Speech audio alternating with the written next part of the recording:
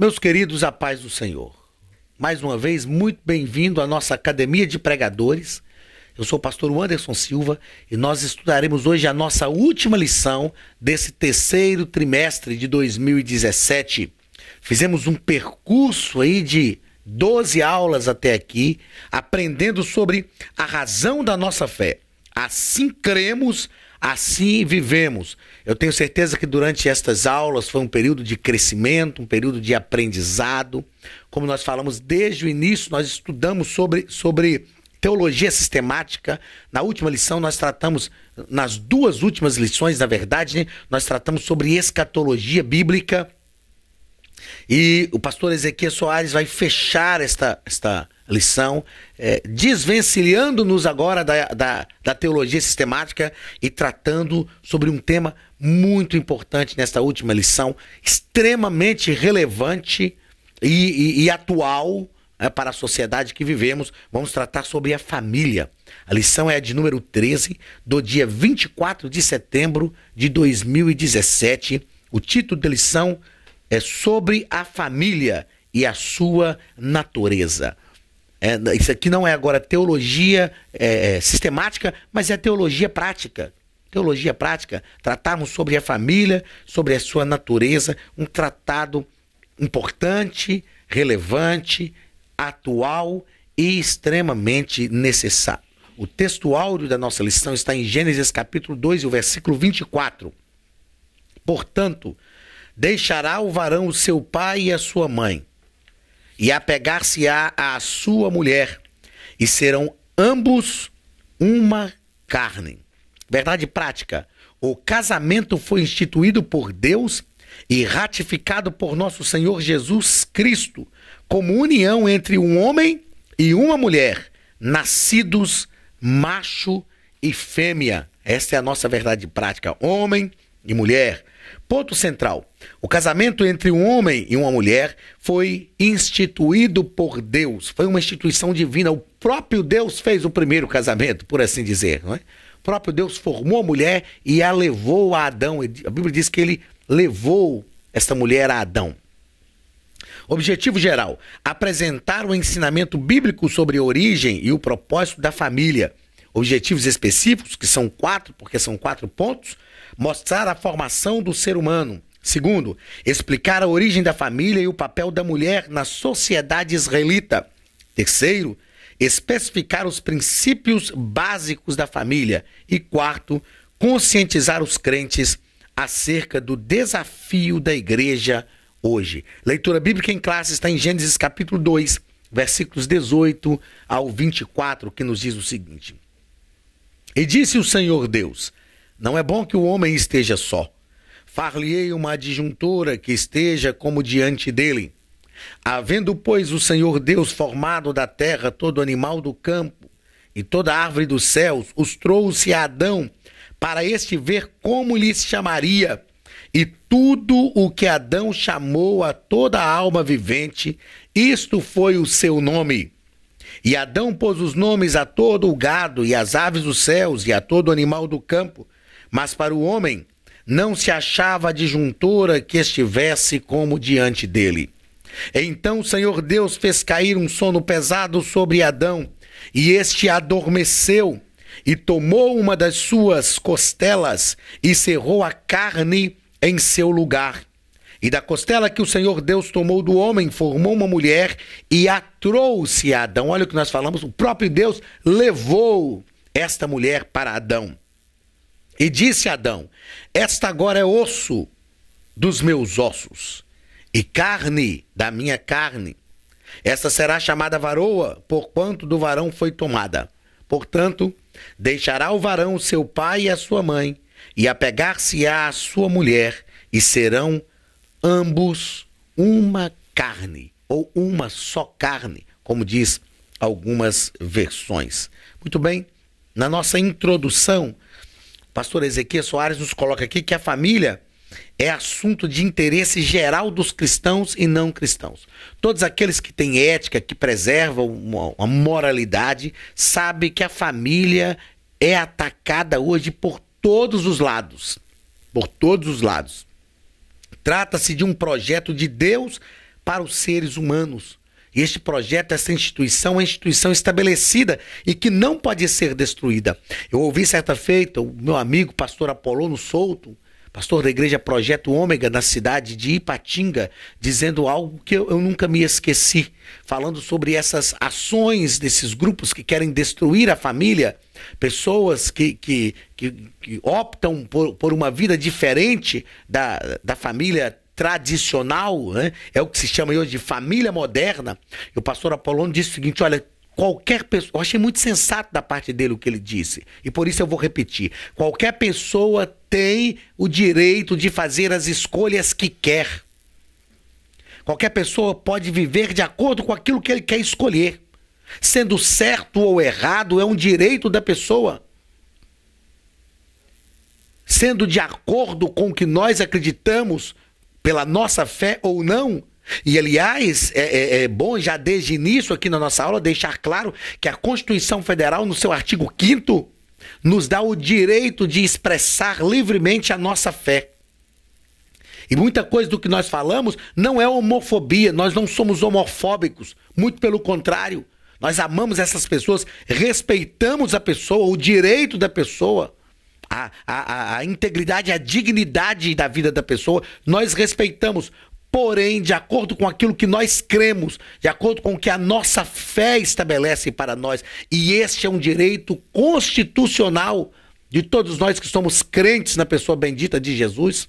Né? Eu tenho amigos e tenho pessoas que trabalham com a gente, que são amigos, pessoas que estão nesse ciclo de amizade, de gente que a gente conhece. Não estou falando de amigos íntimos que convivem na minha casa, mas eu tenho sim amigos que vão uma vez ou outra na minha casa, que fazem opção por uma vida homossexual. É a opção delas. E eu deixo claro a essas pessoas que eu não concordo com a opção, que de acordo com o que eu creio, de acordo com o que a palavra de Deus nos ensina, isto é a nossa fé. E nós temos o direito de dizer isso aqui de forma pública, porque a Constituição Federal nos dá esse direito. Aliás, eu acredito que nós precisamos mostrar a essas pessoas que labutam por essa ideologia de gênero e tudo mais, que não obstante nós discordarmos por causa da nossa fé e acreditarmos realmente no que nós professamos, nós não estamos aqui para esses embates, até porque a Bíblia nos diz que a nossa luta não é contra a carne e o sangue, mas contra os principados, contra as potestades, contra as hostes infernais da maldade nos lugares celestiais. Nós não estamos aqui para lutar contra as pessoas, mas para lutar contra uma influência que o inimigo das nossas almas quer produzir na família e na sociedade.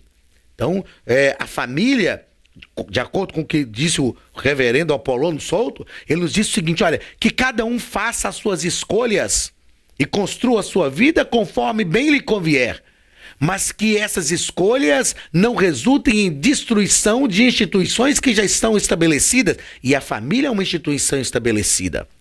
A família é uma instituição estabelecida por Deus, uma instituição necessária para a sociedade, uma instituição de controle social, uma instituição de formação de cidadãos, de cidadania, de pessoas de bens. Isto é a família. Há poucos dias uma pessoa estava dizendo comigo: mas tudo bem que a gente não concorda com essas famílias que estão tentando se formar a partir dessa ideologia de gênero aí, mas também existem famílias tradicionais que vivem brigando, que os meninos sofrem. Espera aí, nós não precisamos, nós brasileiros principalmente, temos que parar de tomar decisões paliativas. A gente vai votar no político que rouba menos? Não, vamos escolher aqueles que não roubam. Porque existem pessoas íntegras na sociedade. E nós precisamos tomar decisões corretas. Decisões íntegras. Tá ok? Então nós precisamos defender isso. Que cada pessoa faça a escolha que ela achar melhor. Mas que não destrua a família. Que não destrua uma instituição estabelecida por Deus. Uma instituição que construiu a sociedade que nós temos hoje. E o que nós observamos é que tão logo começou-se a envidar esforços para destruir essa família, que é uma instituição tradicional, uma instituição de Deus, uma instituição social, os problemas sociais se avolumaram e nós temos visto o resultado, a depravação social, os problemas que estão tomando conta da nossa sociedade e os prejuízos, sobretudo, que isso está trazendo. O que eu quero deixar bem claro aqui é que não importa o credo que a pessoa confessa, não importa as opções sexuais que essa pessoa tem, não importa as opções de vida que ela toma, nós estamos aqui para amar essas pessoas, para falar de Jesus para essas pessoas, como nós falamos para qualquer outra pessoa. O que nós precisamos não é o que muita gente diz que precisamos estabelecer a cura gay. Não, nós precisamos de salvação de pessoas, de vidas transformadas. Assim como eu preciso de transformações, como você precisa, todos os seres humanos. Nós estudamos isso aqui nesse trimestre, falando dessa necessidade que a raça humana tem do Senhor Jesus. Eu não defendo essa questão de cura gay, até porque não é doença. Nós falamos de cura para a doença. O que eu defendo é que tenhamos uma vida transformada pelo poder de Deus, pela palavra de Deus e pela ação do Espírito Santo, e que a vontade de Deus se estabeleça na nossa vida. Se desenvolvemos a nossa comunhão com Deus, e a família é o lugar disso. Eu ouvi uma frase do pastor Josué Gonçalves, e que eu não me esqueço: a família é o lugar teológico. A família é o lugar onde Deus se revela. A família é o lugar onde nós conhecemos Deus de perto. E a família é uma instituição divina justamente para isso. Eu quero deixar claro que a Academia de Pregadores defende a dignidade humana.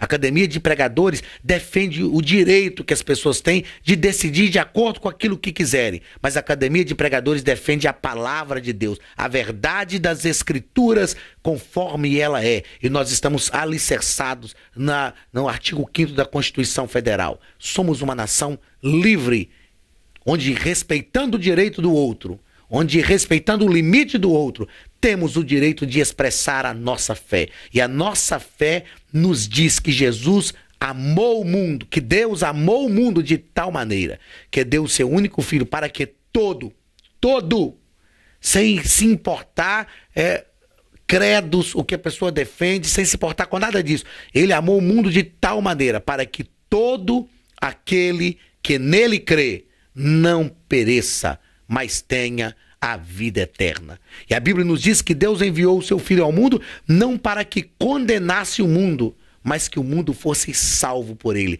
Então há salvação para todos que quiserem em Cristo Jesus, e isto é o que nós defendemos. A família é este lugar, é o lugar de falar de salvação, é o lugar teológico.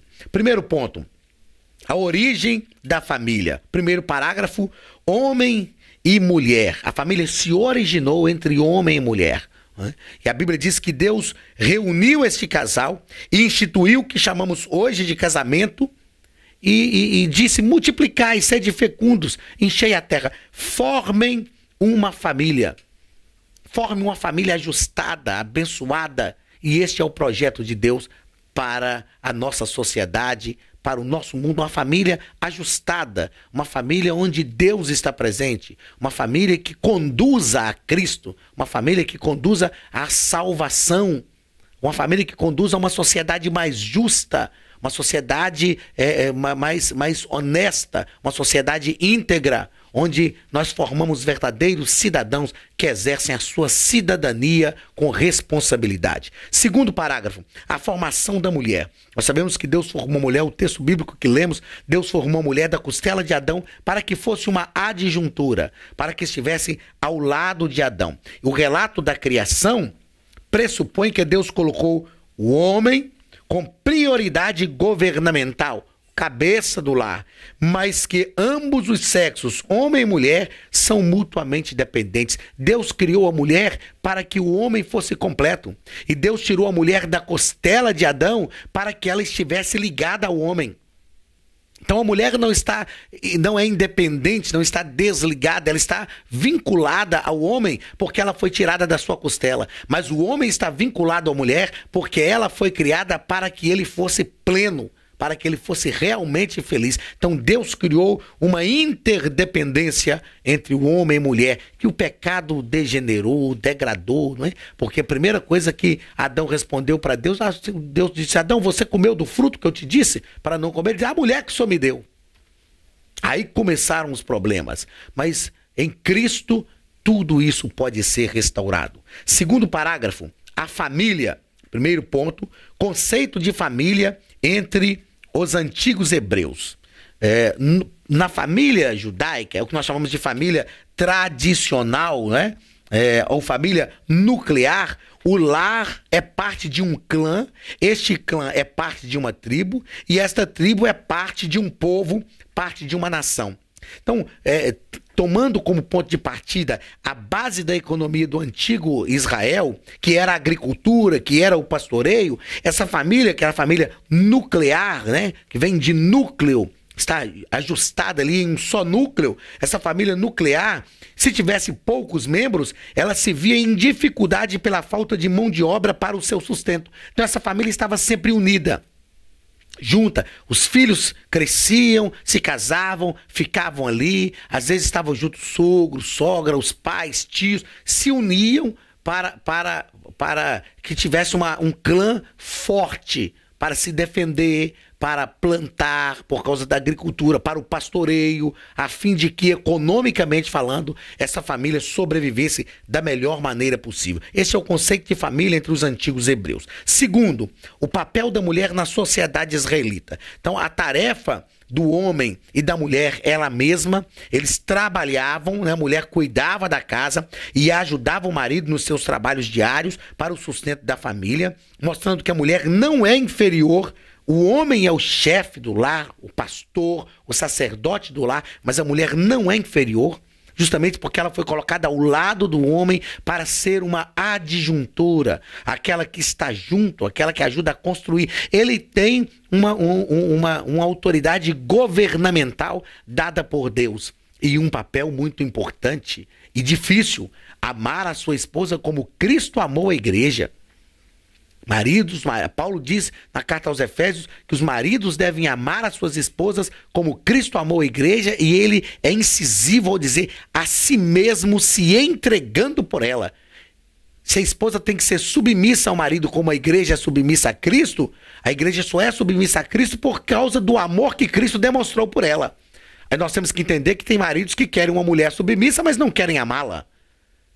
Então a resposta, a submissão tem que ser uma resposta ao amor, não é? Então, e tem mulheres também que são amadas e não são submissas.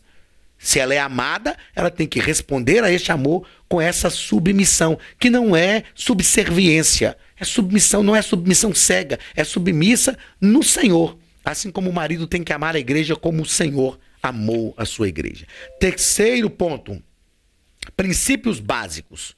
Casamento é o primeiro parágrafo vai falar sobre o casamento, é a mais fundamental de todas as relações sociais.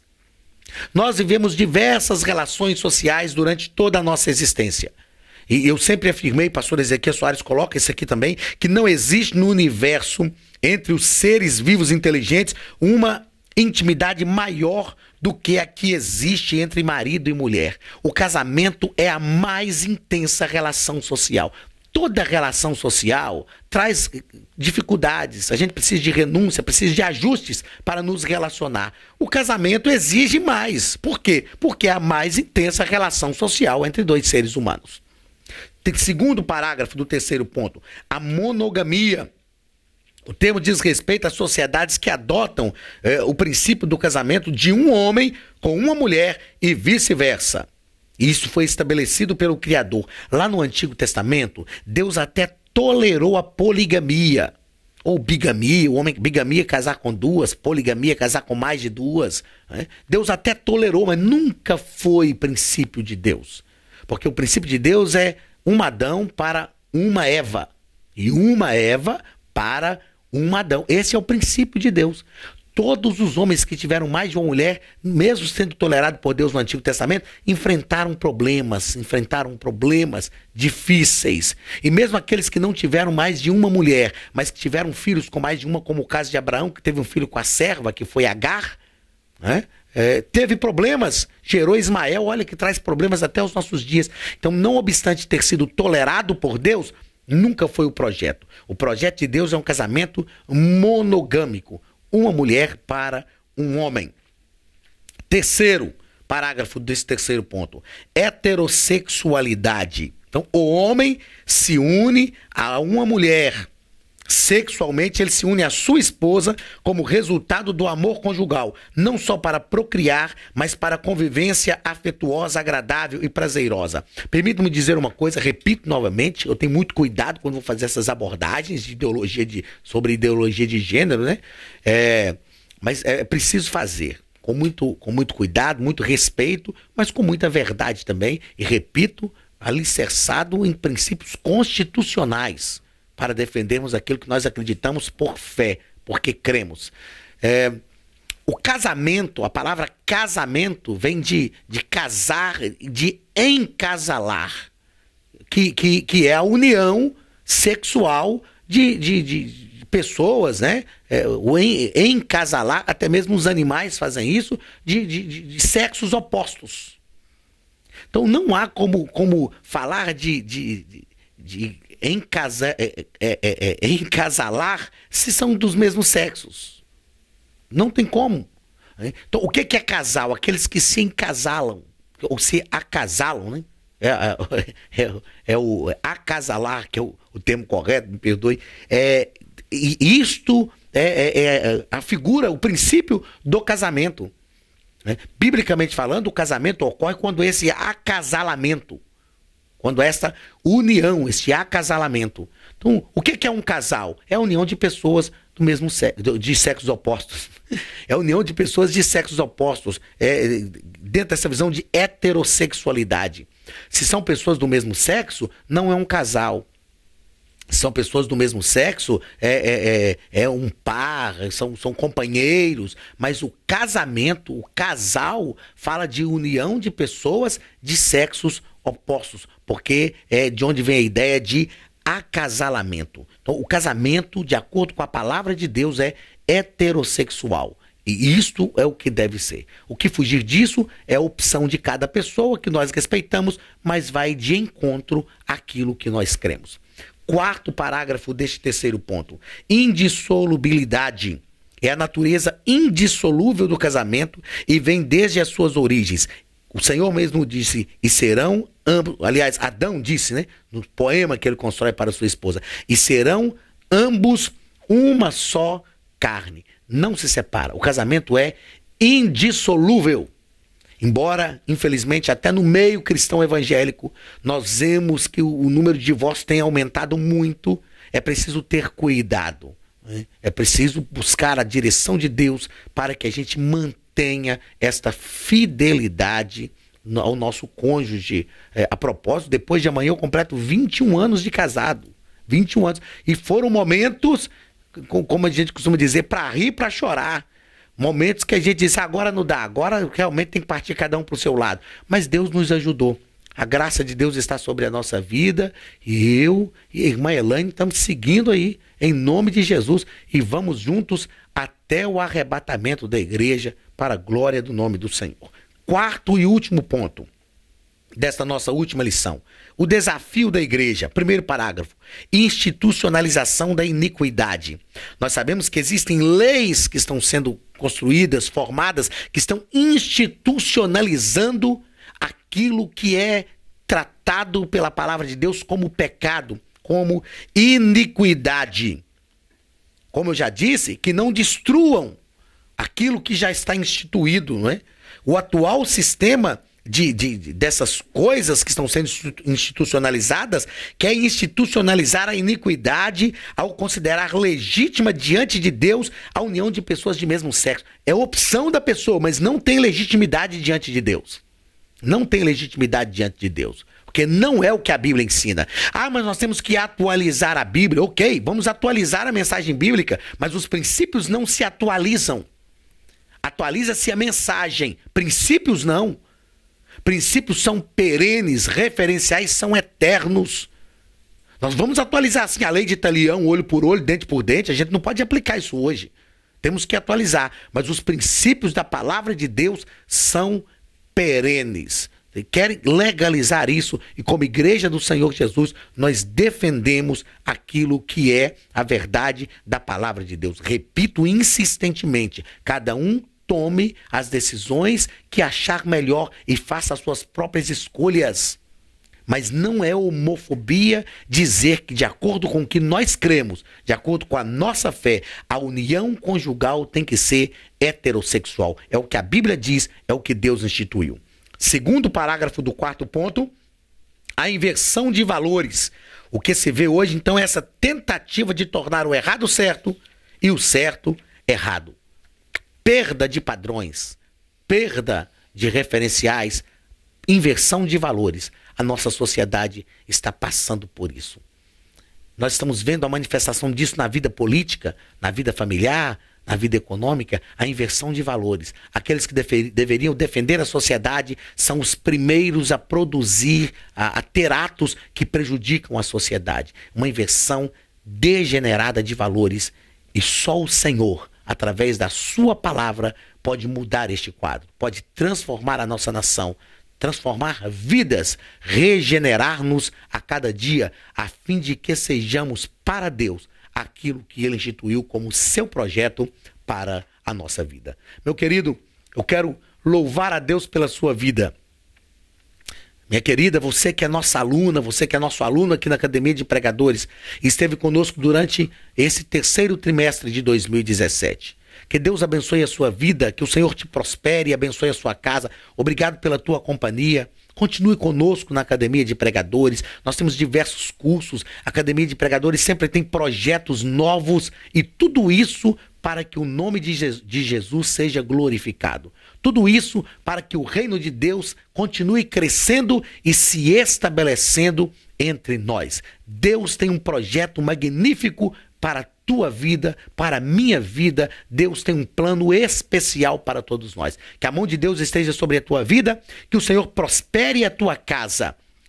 Conte conosco como servos do Senhor para o seu reino. A Academia de Pregadores está aqui para produzir o conhecimento, para glorificar o nome de Jesus, para fazer com que o reino de Deus cresça e se estabeleça na sua vida e em todo o mundo. É o que nós desejamos em nome de Jesus. Receba mais uma vez o nosso abraço afetuoso. Muito obrigado pela tua presença. Na semana que vem iniciamos um novo trimestre. Contamos com você juntamente aqui conosco na Academia de Pregadores e que o nome de Jesus seja glorificado através da sua vida. Deus te abençoe. Receba o abraço do pastor Anderson Silva e da Academia de Pregadores, a maior escola de teologia online do Brasil. Deus te abençoe e até a semana que vem em nome de Jesus.